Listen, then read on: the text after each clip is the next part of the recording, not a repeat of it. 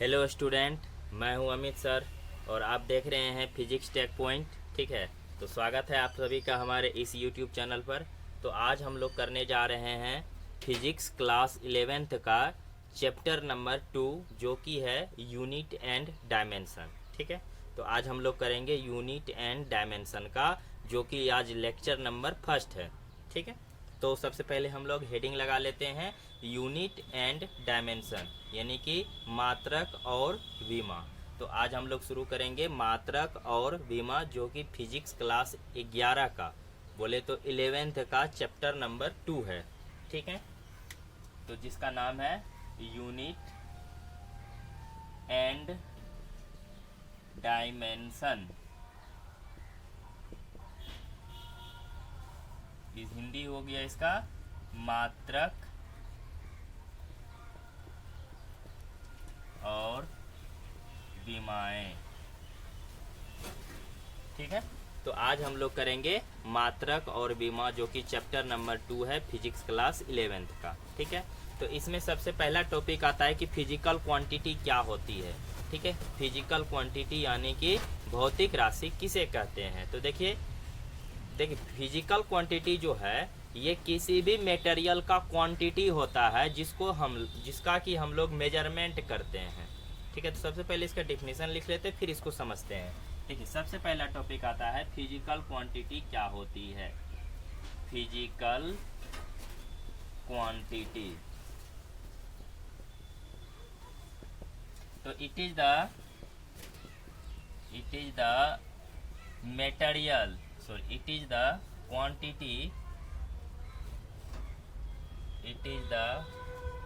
quantity of material which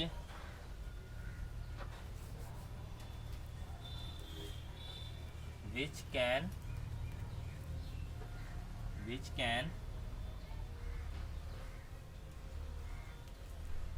measured। ठीक है, यानी कि ये क्या होती है ना, फिजिकल क्वांटिटी जो है ना मटेरियल का, किसी भी मटेरियल का क्वांटिटी है जिसको कि हम लोग मेजर्ड कर सकते हैं।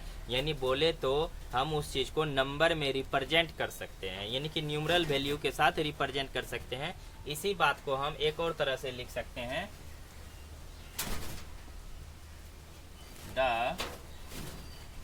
Any rule of physics which we represent with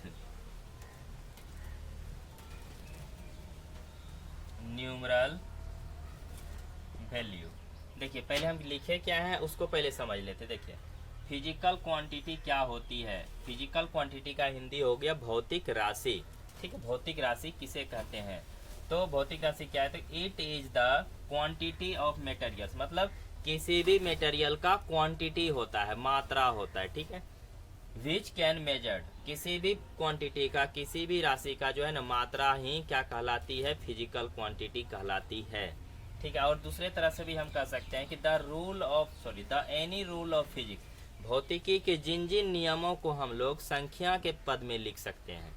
ठीक है, फिजिक्स में जो भी कुछ आता है अगर हम उसको न्यूमरल वैल्यू के साथ लिख दे तो वही फिजिकल क्वांटिटी कहलाएगी।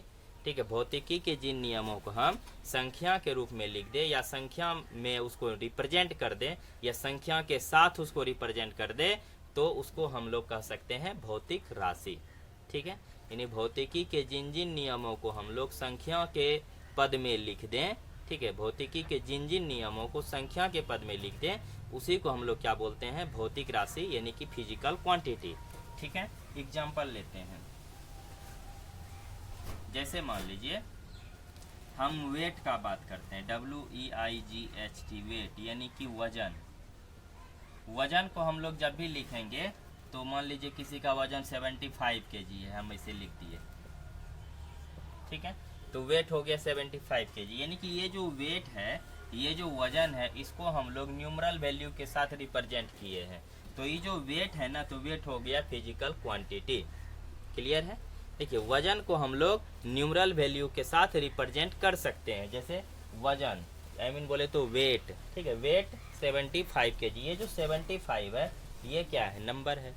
तो जिन जिन चीज़ों को हम लोग न्यूमरल वैल्यू के साथ रिप्रेजेंट करेंगे उसी को बोलते हैं फिजिकल क्वांटिटी, यानी कि वेट क्या है, फिजिकल क्वांटिटी है।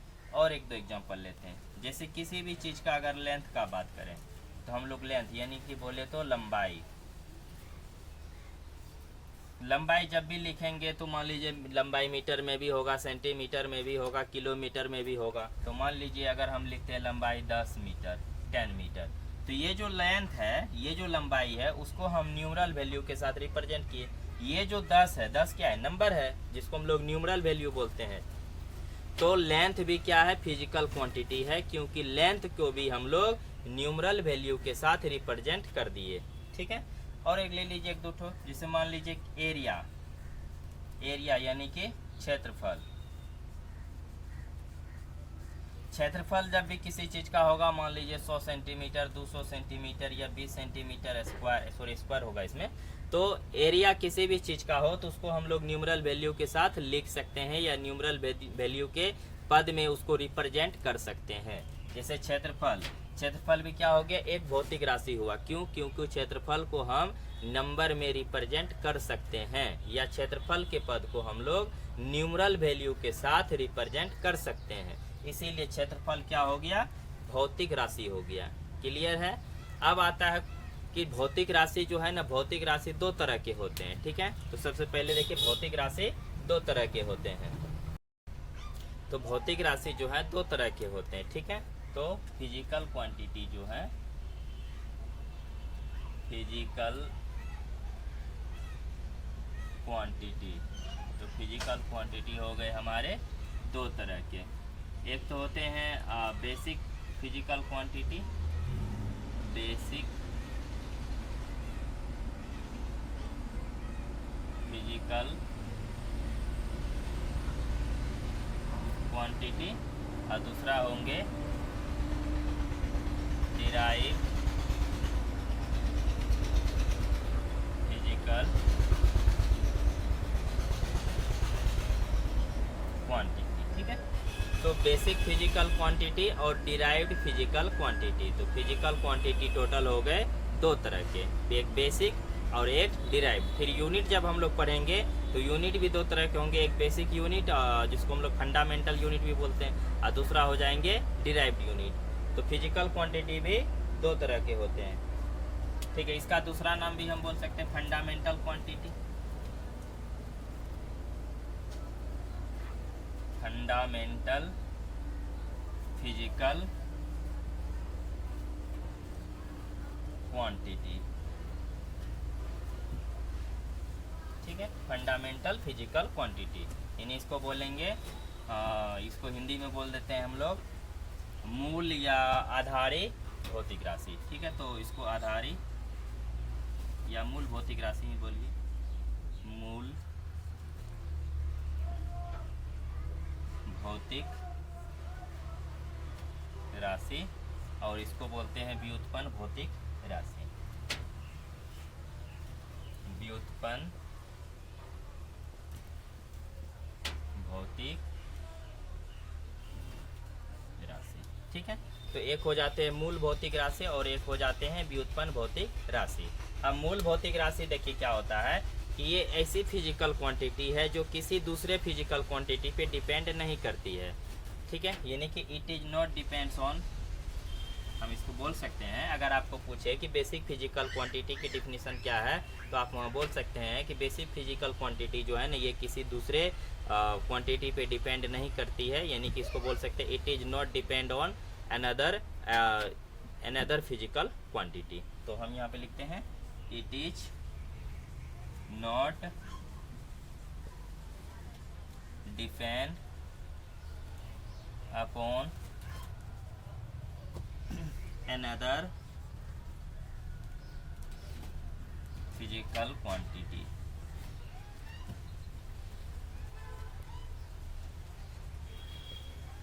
ठीक है। ये किसी दूसरे फिजिकल क्वांटिटी पे डिपेंड नहीं करती है, ठीक है। तो हम बोल सकते हैं it is not depends upon another physical quantity. और जो डिराइव्ड फिजिकल क्वांटिटी होता है इसके बारे में हम बोल सकते हैं it is depends upon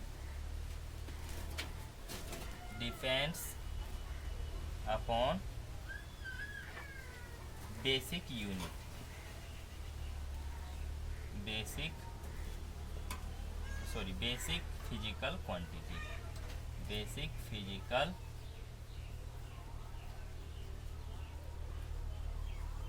quantity. ठीक है, it is not depends upon another physical quantity. मतलब देखिए बेसिक फिजिकल क्वांटिटी जो होता है, जो बेसिक फिजिकल क्वांटिटी है वो किसी दूसरे फिजिकल क्वांटिटी पे डिपेंड नहीं करेगा, लेकिन जो डिराइव्ड होते हैं जिसको कि व्युत्पन्न किया जाता है, जिसको कि बनाया जाता है, वो दूसरे एसआई यूनिट एसआई बोलते हैं मतलब दूसरे बेसिक फिजिकल क्वांटिटी पे डिपेंड करते हैं। मतलब ऐसे समझिए ये किसी पे डिपेंड नहीं करता, ये किसी भी फिजिकल क्वांटिटी पे डिपेंड नहीं करेगा, और ये जो होते हैं ये इस वाला फिजिकल क्वांटिटी पे डिपेंड करेगा। मतलब डिराइव्ड जो होते हैं ना बेसिक पे डिपेंड करता है, लेकिन बेसिक किसी दूसरे फिजिकल क्वांटिटी पे डिपेंड नहीं करता है। क्लियर है? देखिए बेसिक फिजिकल क्वांटिटी जो होता है किसी भी फिजिकल दूसरे किसी भी फिजिकल क्वांटिटी पे डिपेंड नहीं करता है, लेकिन जो डिराइव्ड होते हैं इसका नाम ही है डिराइव्ड, मतलब ये डिराइव किया जाएगा तो किससे, तो ये बेसिक वाला से। ठीक है, तो इसका एग्जांपल लेते हैं फिर समझते हैं। ठीक है, तो इसको क्लीन करना है, इसको वीडियो को पोस्ट करके नोट कर लीजिए।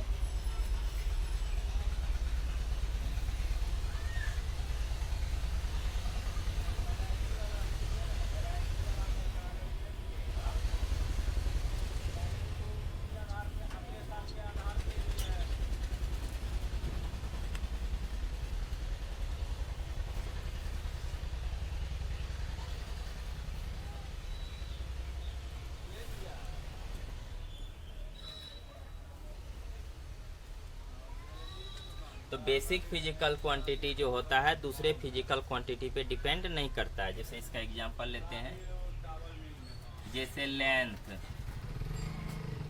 टाइम, लेंथ हो गया आपकी लंबाई, ठीक है, लंबाई हो गया, समय हो गया, द्रव्यमान हो गया,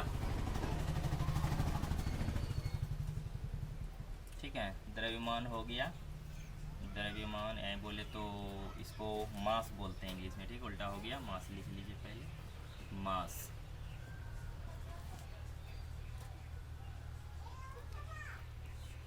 ठीक है, तो ये सब जो है ना ये बेसिक फिजिकल क्वांटिटी है, ये सब किसी दूसरे फिजिकल क्वांटिटी पे डिपेंड नहीं करता है। ठीक है, लंबाई लंबाई होती है, समय समय है, मास द्रव्यमान द्रव्यमान है, ये किसी दूसरे पे डिपेंड नहीं करता है। अब देखिए ये कैसे डिपेंड करेगा, जैसे मान लीजिए हम चाल का बात करते हैं जिसको इंग्लिश में स्पीड बोलते हैं। ठीक है, तो चाल जो होता है ना, चाल स्पीड जो है ना बेसिक फिजिकल क्वांटिटी पे डिपेंड करेगी। कैसे करेगी, देखिए चाल का सूत्र होता है चाल बराबर दूरी बटा समय। चाल बराबर सूत्र होता है दूरी बटा समय। ठीक है, ये जो समय है, ये समय देखिए इसमें भी है, समय क्या है, बेसिक फिजिकल क्वांटिटी है, इसमें आ गया है समय। और दूरी जो है ना, मान लीजिए छोटा सा दूरी का बात करें तो ये एक विस्थापन हो जाता है, तो दूरी भी एक तरह का लंबाई है। ऐसे पूरा तरह से हम नहीं बोल सकते दूरी, लेकिन दूरी लंबाई ही है, तो दूरी क्या है ना, एक तरह से लंबाई है, यानी कि लंबाई और समय दोनों मिला तब जाकर के बना चाल। ठीक है, चाल बराबर दूरी बटा समय।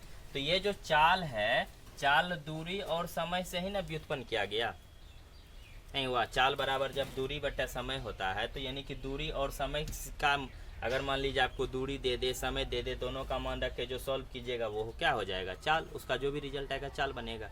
यानी कि ये जो चाल है ना, ये चाल दूरी और समय इस पे डिपेंड कर रही है। ठीक है, तो इसका मतलब ये हुआ कि चाल जो है ना डिराइव्ड फिजिकल क्वांटिटी है, और ये किससे डिराइव किया गया है, दूरी और समय से। और दूरी और समय जो है बेसिक फिजिकल क्वांटिटी है। एक दो एग्जांपल और ले लेते हैं। मान लीजिए इसमें आप ले सकते हैं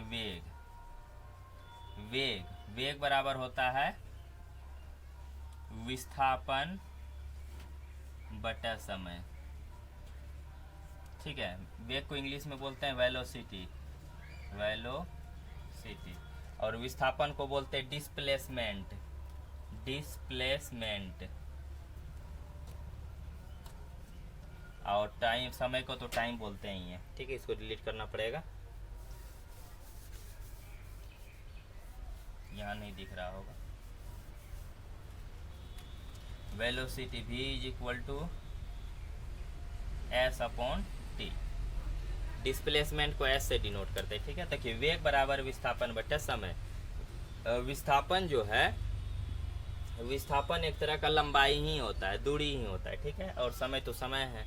तो ये दोनों हो गया बेसिक फिजिकल क्वांटिटी, और दोनों बेसिक फिजिकल क्वांटिटी मिलने से क्या बना, एक डिराइव्ड फिजिकल क्वांटिटी बना, जो कि है वेग। तो वेग विस्थापन और समय पे डिपेंड कर रहा है। क्लियर है। और एक दो एग्जांपल लेके देख लेते हैं, इसको नोट कीजिए वीडियो को पुश करके।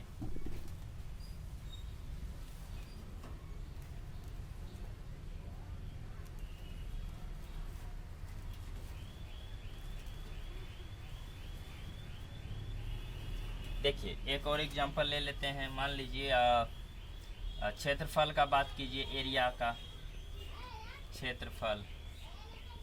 क्षेत्रफल में होता है लंबाई गुना चौड़ाई। अगर किसी चीज़ की क्षेत्रफल निकालनी हो तो हम लोग क्या करेंगे, लंबाई, उसकी लंबाई और उसकी चौड़ाई दोनों को गुना कर देंगे तो क्या निकलेगा, क्षेत्रफल। तो क्षेत्रफल को इंग्लिश में बोलते हैं एरिया, एरिया बोलते हैं। लंबाई को LENGTH लेंथ बोल देते हैं, चौड़ाई को ब्रेथ, BREDTH ब्रेथ, ठीक है। यानी कि ये जो क्षेत्रफल है ना, क्षेत्रफल डिपेंड करता है लंबाई और चौड़ाई पर। और ये जो लंबाई है और चौड़ाई है, ये दोनों क्या है ना, एक तरह का लंबाई ही है, मतलब एक तरह का दूरी ही है, ठीक है। ये लंबाई चौड़ाई क्या है, देखिए लंबाई है ना यहाँ पे, और चौड़ाई भी तो एक तरह का लंबाई ये होता है ना, अरे लेंथ ही तो है। अरे ये दोनों क्या है, लंबाई ही ना है। तो दोनों लंबाई है, तो इसका मतलब दोनों क्या हो गया, बेसिक फिजिकल क्वांटिटी हो गया। और इन दोनों बेसिक फिजिकल क्वांटिटी पे कौन डिपेंड कर रहा है, क्षेत्रफल। तो क्षेत्रफल क्या हो गया, तो डिराइव्ड फिजिकल क्वांटिटी हो गया। तो हम बोले ही थे ना कि डिराइव्ड फिजिकल क्वांटिटी जो होगा वो बेसिक फिजिकल क्वांटिटी पे डिपेंड करेगी, और जो बेसिक होता है वो किसी पे डिपेंड नहीं करता है। तो चैप्टर के आगे और भी इस तरह का बातें हम लोग करते रहेंगे, ठीक है। तो यहाँ तक आप नोट कीजिए, फिर आगे बढ़ते हैं। चलिए अब हम लोग बात करते हैं कि यूनिट क्या होती है, ठीक है। व्हाट इज द यूनिट, ठीक है। तो पहले हेडिंग लगा लेते हैं, यूनिट क्या होती है। यूनिट, जिसको कि हम लोग बोलते हैं मात्रक, ठीक है। मात्रक क्या होती है, देखिए किसी भी फिजिकल क्वांटिटी को कंप्लीटली एक्सप्रेस करने के लिए, कंप्लीटली एक्सप्लेन करने के लिए हम लोग क्या करेंगे, एक स्टैंडर्ड यूज करेंगे, ठीक है। क्या यूज करेंगे, एक स्टैंडर्ड, और उसी स्टैंडर्ड को हम लोग क्या बोलेंगे, यूनिट, ठीक है। मतलब to represent any physical quantity a standard is useful, this standard is called unit. मतलब किसी भी भौतिक राशि को पूर्ण रूप से बताने के लिए, यानी कि पूर्ण रूप से एक्सप्रेस करने के लिए, यानी कि पूरा तरह से बताने के लिए हमको क्या करना पड़ेगा, एक मानक यूज करना पड़ेगा। उसी मानक को हम लोग बोलेंगे मात्रक, ठीक है। यानी किसी भी भौतिक राशि को पूर्ण रूप से दिखाने के लिए हमें एक मानक की आवश्यकता होती है, उसी मानक को हम लोग मात्रक बोलते हैं। क्लियर है। कहने का मतलब किसी भी भौतिक राशि को हम पूर्ण रूप से अगर हम किसी के सामने में प्रकट करें, तो पूर्ण रूप से प्रकट करने के लिए हमको एक मानक का जरूरी पड़ेगा, और उसी मानक को हम लोग मात्रक बोलते हैं। जैसे मान लीजिए अगर आप बाजार गए और केला वाला के पास जाकर के बोलिएगा, केला ने, मान लीजिए आप किराना दुकान में गए और किराना दुकान में जाके बोलिएगा कि चावल दीजिए, तो आपसे पूछेगा कितना चावल लीजिएगा, तो आप क्या कहिएगा उसको, 2 गो दीजिए, तो चावल 2 गो देगा। तो आपको बोलना पड़ेगा, मान लीजिए आपको चावल लेना है 5 kg, आप सिर्फ जाके बोल दीजिए हमको 5 चावल दीजिए, तो चावल आपको 5 को गिन के देगा नहीं, तो आपको बोलना पड़ेगा 5 kg लेना है। तो आप जो लगाते हैं 5 और साथ में लगा देते हैं kg, तो kg क्या है, kg ही है मानक, जिसको कि हम लोग मात्रक बोलते हैं। केला खरीदने जाइएगा, बोलिएगा केला 1 दीजिए, तो 1 पीस दे देगा।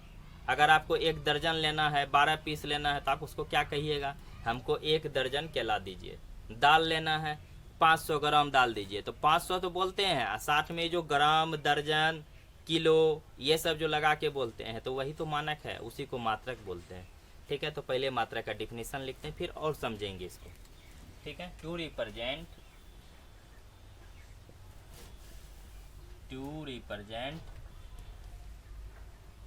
Any physical quantity a standard is useful.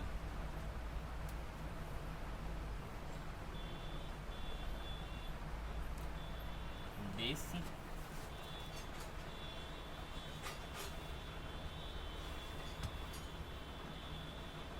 Standard is called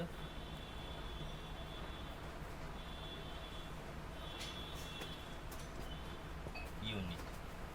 ठीक है, मतलब किसी भी फिजिकल क्वांटिटी को जो है ना कम्प्लीटली एक्सप्रेस करने के लिए, एक्सप्लेन करने के लिए, पूरी तरह से बताने के लिए, पूरी तरह से दिखाने के लिए हमको एक मानक की आवश्यकता होती है। वही मानक हम क्या कहलाती है? मात्रक। तो मात्रक का डेफिनेशन हो गया कि किसी भी भौतिक राशि को पूर्ण रूप से व्यक्त करने के लिए, किसी भी भौतिक राशि को पूर्ण रूप से व्यक्त करने के लिए एक मानक की आवश्यकता होती है। उसी मानक को हम लोग मात्रक बोलते हैं। ठीक है, अब जैसे देखिए, ठीक है, देखिए हमने यहाँ पे कुछ फिजिकल क्वांटिटीज के नाम लिखे हुए हैं। अब जैसे देखिए, अगर हम क्षेत्रफल का बात करते हैं, अगर किसी चीज़ का क्षेत्रफल मान लीजिए होता है, मान लीजिए इतना अगर हम लिख दें, ठीक है, मान लीजिए कि क्षेत्रफल है इतना लिखने से काम नहीं चलेगा। आपको यहाँ पे एक स्टैंडर्ड यूज करना पड़ेगा।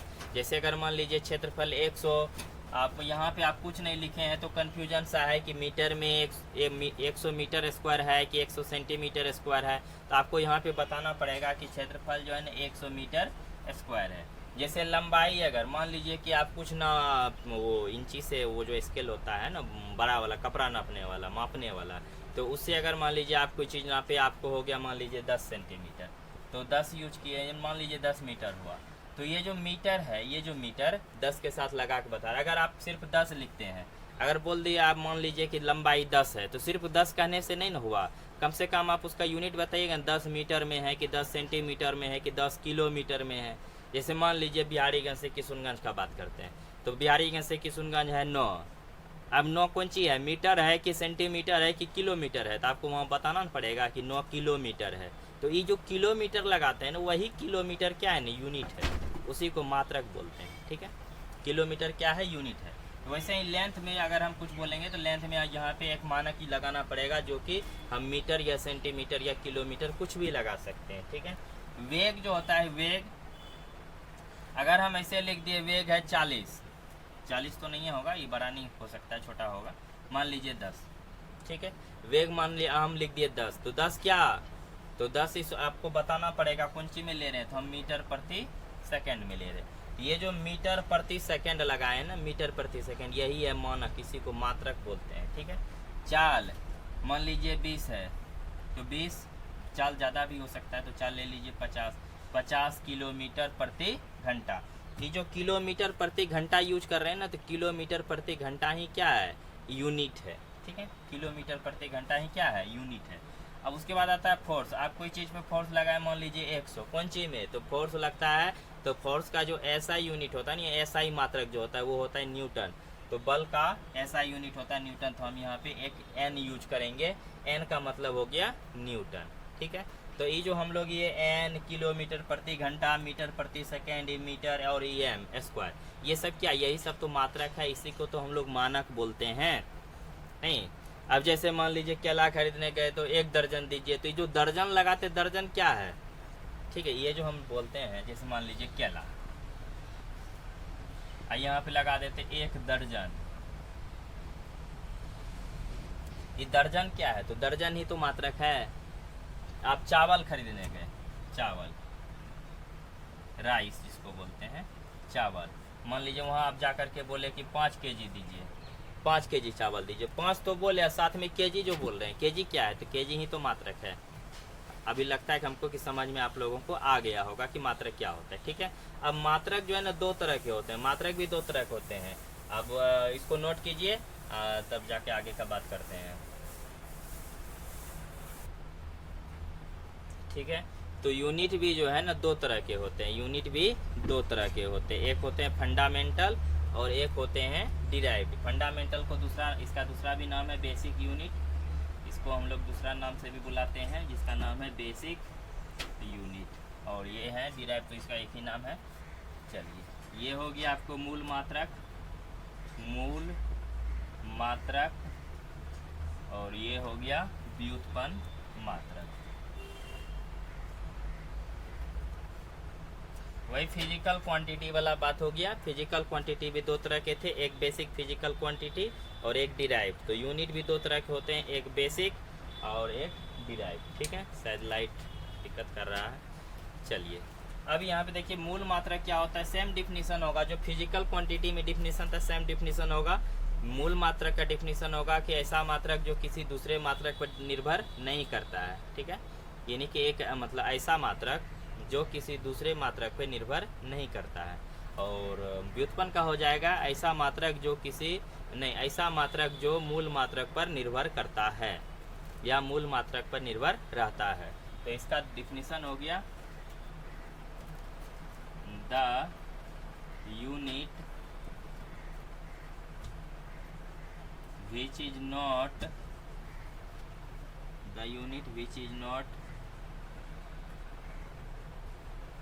depends upon another unit, यानी ऐसा मात्रक जो किसी दूसरे मात्रक पर डिपेंड नहीं करता है।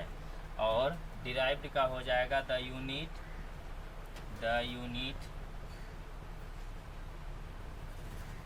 which is depends upon another या depends upon basic unit। ठीक है, हम लिखे हैं कि बेसिक यूनिट का डिफिनीशन लिखें कि the unit which is not depends on another unit, मतलब बेसिक यूनिट उसको बोलते हैं जो किसी दूसरे यूनिट पे डिपेंड नहीं करता है। और डिराइव्ड यूनिट हम लोग उसको बोलते हैं जो कि दूसरे यूनिट पे डिपेंड करता है। ठीक है, द यूनिट, तो यहाँ पे शायद लाइट के कारण प्रॉब्लम हो रहा होगा। ठीक है, तो the unit which is depends upon basic unit, यानी कि ये डिराइव्ड यूनिट जो होता है बेसिक यूनिट पे डिपेंड करता है, और जो बेसिक यूनिट है वो किसी पे डिपेंड नहीं करता है। ठीक है, एग्जाम्पल, चलिए इसका एग्जाम्पल लेते हैं। जैसे टाइम का जो एसआई यूनिट होता है, टाइम, हम ये जो बोल रहे हैं ना एसआई एसआई एसआई, इसका भी बात हम लोग आगे का लेक्चर में करेंगे एसआई क्या होता है। तो टाइम यानी कि समय का जो मात्रक होता है ना, समय का मात्रक होता है सेकेंड। ठीक है, SECOND सेकेंड। तो समय का मात्रक होता है सेकेंड, ये किसी पे डिपेंड नहीं करता है। उसके बाद ले लीजिए मास का एसआई यूनिट, द्रव्यमान जिसको बोलते हैं, द्रव्यमान का एसआई यूनिट, द्रव्यमान का जो एसआई यूनिट होता है केजी होता है, जिसको किलोग्राम बोलते हैं। ठीक है, केजी यानी कि किलोग्राम। इसी प्रकार से इलेक्ट्रिक करंट का ऐसा यूनिट होता है ELECT, या लेंथ का ले लीजिए, लेंथ LENGTH, लेंथ यानी कि लंबाई। इसका मीटर होता है इस यूनिट में। ठीक है, METER, मीटर। शायद यहाँ पे दिख नहीं रहा है तो इसको साफ करना पड़ेगा, ऊपर लिखना पड़ेगा। यहाँ पे लिखते हैं लेंथ,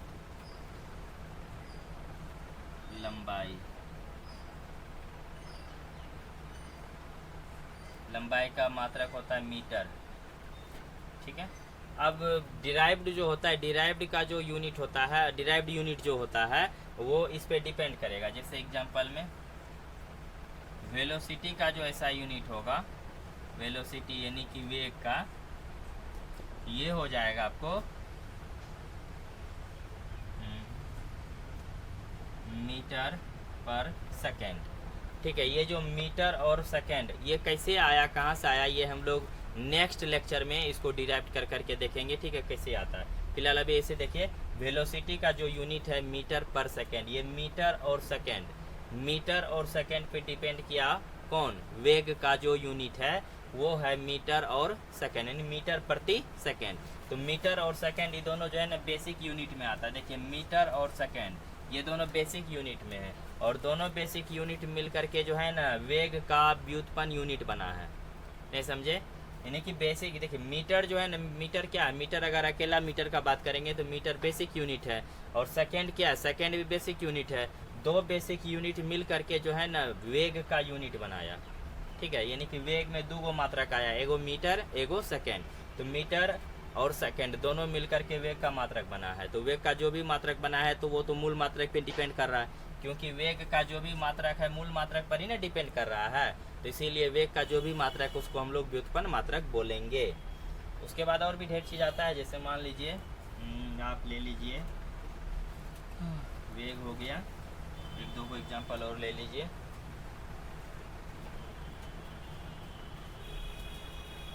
जैसे क्षेत्रफल का ले लीजिए आप, एरिया।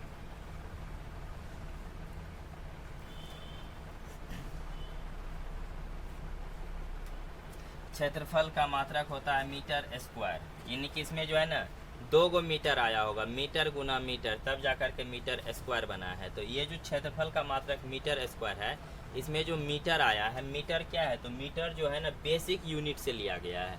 मीटर क्या है, बेसिक यूनिट से लिया गया है। तो बेसिक यूनिट पे डिपेंड कर रहा है कौन, क्षेत्रफल का यूनिट। क्षेत्रफल का जो यूनिट है वो होता है मीटर स्क्वायर, लेकिन मीटर जो है ना मीटर बेसिक यूनिट है, यानी कि डिराइव्ड यूनिट जो भी होता है ना बेसिक यूनिट से ही बनता है। ठीक है, इसीलिए हम डेफिनेशन में लिखे हैं the unit which is depends on basic unit, यानी कि इसमें जो भी आएगा वो बेसिक यूनिट पे डिपेंड करेगा। ठीक है, जैसे कि यहाँ पे मीटर स्क्वायर, क्षेत्रफल का ऐसा यूनिट क्या होता है, मीटर स्क्वायर। तो मीटर क्या है, तो मीटर है बेसिक यूनिट, तो बेसिक यूनिट पे डिपेंड किया क्षेत्रफल का यूनिट। ठीक है, इसको नोट कीजिए। देखिए एक डिराइव्ड यूनिट और बात करते हैं, एक तो जैसे मान लीजिए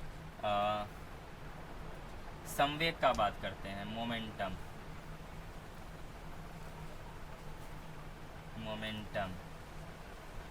इसको हिंदी में बोलते हैं संवेग। संवेग जो होता है, संवेग का फॉर्मूला होता है द्रव्यमान और वेग के गुणनफल को संवेग बोलते हैं। ठीक है, तो द्रव्यमान यानी बोले तो मास को बड़ी हम लिखेंगे मास और वेलोसिटी।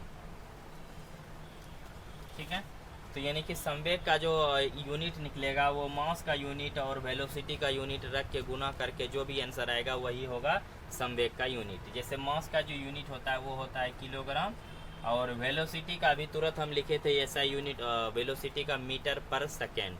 ठीक है, तो किलोग्राम मीटर पर सेकेंड। ठीक है, तो इसको हम मीटर पर सेकेंड। तो संवेग का जो यूनिट है किलोग्राम मीटर पर सेकेंड। देखिए किलोग्राम जो है, केजी जो है द्रव्यमान का मात्रक है जो कि बेसिक है, और मीटर जो है ना लंबाई का बेसिक यूनिट है ना, लंबाई का मात्रक मीटर होता है, बेसिक है, और सेकेंड भी समय का मात्रक है। यानी कि यहाँ पे तीन बेसिक यूनिट मिल करके जो है ना संवेग का यूनिट बनाया है।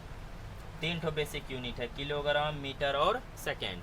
किलोग्राम मीटर और सेकेंड तीनों बेसिक यूनिट मिला है, तब एक बड़ा सा यूनिट बना है जिसका नाम होगा डिराइव्ड यूनिट। ठीक है, तो संवेग का मात्रक क्या होता है, किलोग्राम मीटर प्रति सेकेंड, किलोग्राम मीटर प्रति सेकेंड। ठीक है, तो ऐसे ही हम लोग आगे बात करते रहेंगे। और एक नोट था उसको भी देखिए नोट में लिख लेना है, नोट यानी कि इम्पोर्टेंट बात है। देखिए कोई भी जो फिजिकल क्वांटिटी होती है, कोई भी फिजिकल क्वांटिटी बोले तो भौतिक राशि। ठीक है, फिजिकल क्वांटिटी बोले तो भौतिक राशि, वो कैसे लिखा रहता है, देखिए फिजिकल क्वांटिटी लिखा रहता है न्यूमरल वैल्यू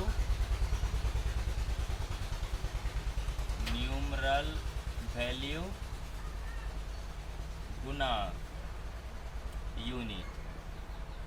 ठीक है, ये समझ में आता है कि नहीं पता नहीं। देखो x बराबर n यू। इसी फॉर्म में कोई भी फिजिकल क्वांटिटी लिखी रहती है।